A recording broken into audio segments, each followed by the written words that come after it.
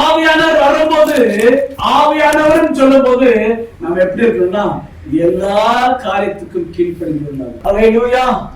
எத்தனை பேர் விளங்குது? ஆவியானவர் அது போல நடக்காதே. ஆமென். அல்லேலூயா. அல்லேலூயா.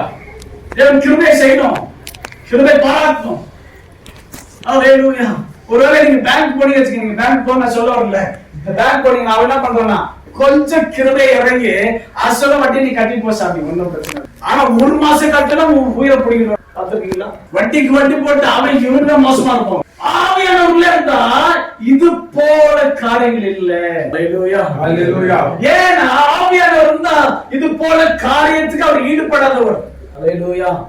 அதனாலதான் ஆவியானவர் கூட இருக்கணும்னு சொல்றது. உங்க ரத்தத்தையே உடைய மாட்டாரு, உங்களுக்கு பிணமா பிதைக்க மாட்டாரு. அல்லேலூயா. ஏன்? உங்களுக்குள்ள ஒரு ஜீவ தண்ணீரை ஊற்றப்பட்டு செய்தவர் உங்களை கடைசி வரைக்கும் ஜீவனோடு பலனோடு கூட வைக்க அவர் நல்லவராக இருக்கார். அதனால்தான் நம்ம ரோமர் 8:26-27 என்ன வாசிக்கிறோம்னா, உங்களுக்காக பெருமூச்சோடு செபிக்கிறவர், உங்களுக்காக வழக்காடுவர், உங்களுக்காக விண்ணப்பத்தை செய்கிறவர். அதனாலதான் ஆண்டவராக இயேசு சொல்லுகிறார், நான் வலது பரிசுத்த என்ன பண்றாரா, உங்களுக்காக எனக்காக ஒரு வேண்டுதல் செய்கிறார். ஏன்? என்ன கண்டுபிடிச்சவர். அதாவது சொல்றேன், கவலைப்படாத, நான் இன்னைக்கு படத்தை சேர்த்து கண்டுபிடிக்கணும். ஆவே அந்த வாக்கு கொடுத்துருவாங்க, அப்பதான் நடக்குங்க. அல்லேலூயா. அவர் ஒரு இடத்துக்கு போனாராமா, அங்க ஒருத்தருக்கு 12 மாசமா ஜாப் பண்ணிட்டு, கிட்டத்தட்ட 2 மாசமா அவங்களுக்கு உடம்பு முடியல, ஜாப் பண்ணிக்கிறாங்க. ஆனா இவர் போயிட்டு உடனே கழிச்சு ஜாப் பண்ணி உடனே சரியாயிட்டு சோத்திரம் கூட ஆவியானவர் இருக்காரு, இல்லைன்னா செய்வாரா? அல்லேலூயா. நம்ம கண்டுபிடிச்சுக்கணும். அல்லேலூயா. ஆவியானவர் தான் தானாவே நடக்குங்க. போயிட்டு நாம வந்து குட்டிக்காரன் போன அவசியம் இல்லை. அல்லேலூயா. அதனாலதான் நம்ம தேவனோடு கூட இருக்கணும், ஆவியானவர் கூட இருக்கணும். நம்ம விட்டு விலகி போக கூடாது. எல்லாரும் கூட இருந்தவர் இன்னைக்கு நம்மோடு கூட இருக்கிற ஆவியானவர். அல்லேலூயா. சோதரம். ஆமென். எத்தனை பேர் விளங்குது? அதனாலதான் ஆவியானவர் என்ன பண்ணிருக்காருன்னா, ஆவியானவருக்குள்ளாக இருந்தா என்ன தெரியுமா அது? அல்லேலூயா. ஆமென். ஆவியானவர் எப்படிப்பட்ட ஆவியானவர் தெரியுமா? ஆவியானவர் என்ன தெரியுமா? ஒரு கரண்ட் போல. ஆமென். அல்லேலூயா. கரண்ட் எப்ப இருந்தாலும் உள்ள இருந்துட்டே இருக்கும், ஒரு வயருக்குள்ள இருந்துட்டே இருக்கும். நீங்க தொட்டாலும் ஷாக் அடிக்கும், லெப்பு போட்டாலும் எரியும். நிறைய ஒரு வயரை போட்டு எரிஞ்சிருமா? அல்லேலூயா. இல்ல நாங்க பவர் தரங்க எல்லாமே எரிஞ்சிருந்தா எப்படி எரியும்? இல்ல, கரண்ட் வரணும். எங்க வரணும்? போர்ட்ல இருந்து வரணும். ஆவியானவர் அது போல இருந்தால்தான் நமக்குள்ளாக என்ன நடக்கும்? காரியங்கள் செய்யும். ஆவியானவர் பரலோகத்தில் இருக்கிற ஆவியானவர் நம்மோடு கூட இருந்து நம்மை நடத்துகிறா இருப்பாங்க. அவரோடு கூட இணைந்திருந்தாதான், அவரோடு கூட இணைக்கப்பட்டிருந்தாதான் என்ன நடக்கும்னா அற்புதங்களை செய்ய முடியும், ஜெபத்துக்கு பதில் கிடைக்க முடியும். உங்க ஜெபம் ஆகும் என்னவா இருக்கும்? ஆசீர்வாதமா இருக்கும். நம்ம எப்படி ஜெபிக்கிறோம் தெரியல, நம்ம பர்சனல் ஜெபிக்கிற நம்ம எடுத்த உடனே விண்ணப்பத்திலே போகணும். காலையில எந்திரிக்கிறீங்க, எந்திரிச்ச உடனே ஆண்டவர் அவங்க ஆசிரியர், இவங்க ஆசிரியர், அப்பா ஆசிரியர், அம்மா ஆசிரியர், தம்பி ஆசிரியர், எப்படி இதுதான் ஜெபமா? பர்சனல் ஜெபம் இதுதான். இது மாம்சத்தின் ஜெபம். இது சோர்ந்து போயிடுவோம் நம்ம. ஆவியானவர் இறங்கி வந்தா, ஆவியானவர் உங்களை நடத்தினா எவ்வளவு நேரம் செபிக்கிறீங்க? ஏன் தெரியுமா? உங்களுக்குள்ள இருந்து வர்ற வார்த்தை உங்களுக்குள்ள உங்களுடைய வார்த்தையா இருக்காது, தேவ ஆவியானவர் வெளிப்படுத்துற வார்த்தையா. தேவனுக்கு மணிக்கணக்கா பேசுவீங்க. ஏன்?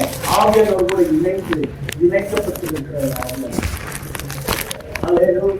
ஆவியானவர் கூட இணைக்கப்பட்ட அதனால்தான் கண்கள் திறக்கப்படுகிறது. நம்ம மாம்சமா எவ்வளவு சாப்பிட மீனுங்க சோர்ந்து போயிடும், விழுந்து போயிடும். ஐயோ, நான் இத்தனை மாசம் ஜாப் பண்ணேன், இத்தனை வருஷம் ஜாப் பண்ணேன். ஒரு காலத்துல 7 மணிக்கு ஜாப் பண்ணேன், ஒரு காலத்துல 5 மணிக்கு ஜாப் பண்ணேன், ஒரு காலத்துல 1 மணிக்கு ஜாப் பண்ணேன். இப்ப ஜெபமே வரமாட்டேங்க. சொல்றமா இல்லைங்களா? இந்த வாழ்க்கை மறுபடியும் ஆவியானவரோடு கூட இணைக்கப்பட்டாதான் இந்த வாழ்க்கை ஓட முடியும், இல்லன்னா ஓட முடியாது. அல்லேலூயா. முழக்களவு இருந்தா போதுமா? முட்டி அளவு இருந்தா போதுமா? நீச்சல் அளவு வேணும், இடுப்பளவு பத்தாது. நீச்சல் நீண்டுனால எங்க? ஆவியானவர். அல்லேலூயா. ஆமென் ஹalleluya. அதுதான் தேவன் நமக்கு எதிர்பார்க்கிறார். கொஞ்சத்துல நீ காலை நினைச்சிட்டு போடாதயா, வெறும் முக்கிய வைக்கிறத போதாது. ஹalleluya. இது படம் கூட போதாது, நீச்சல் அளவு ஆழ வேணும். ஹalleluya. நீ கால் ஆடுறதுக்கு அசைக்கிறதுக்கு வர சொல்லல. ஆண்டவர் உங்களை புடமிட வந்திருக்கிறாரு. உங்களை தேவன் உயர்த்தி ஆஸ்வதிக்க விரும்புகிறாரு. உங்களை பயன்படுத்த விரும்புகிறாருன்னா நீங்க இல்லங்க நான் காலை மாட்ட ஆட்டிட்டு போயிடுவேன், அது எப்படி? அது அப்ப எதுக்கு இந்த இடத்துல நம்ம நிலை கத்தி கிடக்கணும் சொல்லுங்க? இல்ல, காத்துருங்க. எல்லாம் ஓவர் நைட்ல நான் ஊழியக்காரன் மாதிரி அப்படி மாத்த முடியாது. அதுக்கு புடமிடணும். ஒரு பொண்ணு புடமிட சுத்தமான தங்கமா வெளியே வர முடியுமா? அதுக்குன்னு ஒரு கால அவகாசம் வேணும். ஹalleluya. அதனால தான் ஆவியானவர் ஒப்பு கொடுத்தார். இல்லனா நான் நம்மள ஒரு பரிசுத்தவான்னு வெச்சுக்கீங்களே, நீச்சல் அளவுக்கு ஹalleluya நீந்தணும். நான் ஸ்விமிங் பண்ணனும். போய் கால ஆடிட்டு கால நனைச்சிட்டு வரதுக்கு தேவன் கூப்பிடலைங்க. ஹalleluya. நீ எத்தனை வருஷம் வந்தாலும் பரவாயில்லை, இதுக்கு மேல ஆகணும். நீங்க உள்ள இறங்கறதுக்கு நீங்க முயற்சி பண்ணணும்.